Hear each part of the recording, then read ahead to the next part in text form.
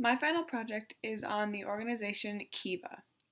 Kiva is a nonprofit organization that provides microloans to people who would otherwise be unable to secure a loan. Lenders can provide any amount of money, usually around $25 to $50, but can be up to as much as they'd like, to aspiring businesses, to refugees, to college educations, and many more. The main technology used by Kiva is their website.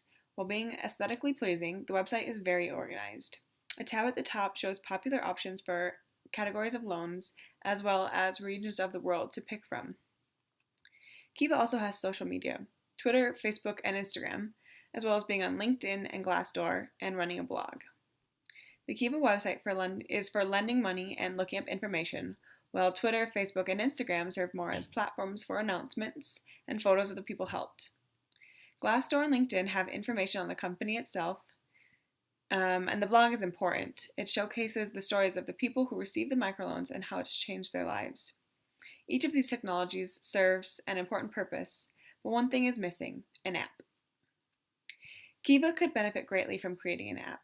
The whole premise of Kiva boils down to assisting with ease, and in the age of the smartphone, a mobile app would encourage users to lend money wherever and whenever. The website does have a mobile version, which serves visitors well, but it would be much more convenient for users to access the information through an app. These microloans are important. In a study of the effect of microloans, it was found that 93% of the borrowers in the study, done in Bangladesh, saw an increase in income, assets, and spending on family members. Any increase in the number of lenders, or the amount lenders gives, would change lives.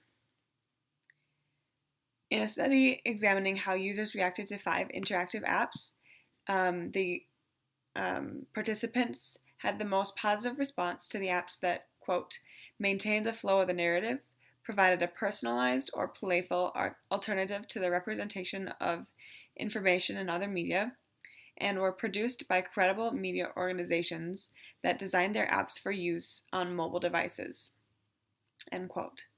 This information about what user preference would be is crucial to the development of the app. One of the features I would propose Kiva have on their app would be an option for the lender to communicate with the borrower. One of the downsides of Kiva is that it can seem like the lender shops for borrowers. It can become more like a game of collecting countries or collecting people than a serious business opportunity. One Kiva lender wrote a blog post about getting to meet someone she lent money to. Quote, "Last week I visited her food stall and met someone who had come to feel like my borrower," end quote. While it's good that lenders feel connected to their borrowers, the system as it is can lead to a disturbing sense akin to ownership. To combat this, there should be an option to communicate between borrower and lender. Most borrowers don't even write their own profile. Field partners employed by Kiva create it for them. Although not every Kiva borrower has access to the internet, smartphone ownership is on the rise globally.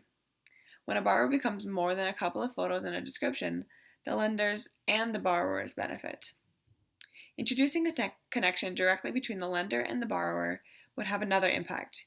Kiva currently is set up so that lenders give their money not to the borrower directly, but to a microfinance institution who has already loaned money to the borrower. The future of Kiva is a connection directly between the borrower and the lender, and this would be a good first step in order to get there. In order to create an app and to manage the existing technology, it would be best for Kiva to hire a team to create the app, overseen by a social media manager who would continue in the position after the team finished the app.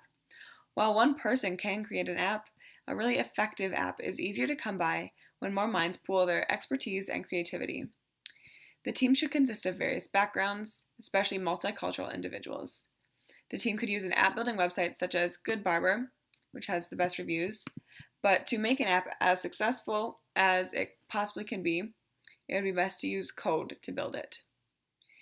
The app would be both for the lender and the borrower, so it should be easy to use for each party. It would need to be available in many languages, as the users would come from all over the globe. A simple layout mirroring the website design would look clean and be organized. The goal would be to create something that fully benefits those who use it. The social media manager could also liven up the social media accounts. Regardless of the number of followers, barely anyone interacts with any of these accounts. Being visible isn't enough to encourage participation from the public. Google Analytics is a fantastic tool that the social media manager could use to determine the cost effectiveness of the app and other strategies. A major feature of Google Analytics is the ability to track the traffic on a web page/app. This can show how users behave on the app, website, and social media, but it can explain why. A less reliable, but no less useful, method of gathering information would be to ask users in a survey why they behave as they do, why they use the app/website more than the other, why they follow the social media or why they don't, how they learned of Kiva, what Kiva can improve, etc. The greatest resource lies outside of Kiva payroll. Kiva is a company that has a bright future, and the technologies I've proposed would help it get there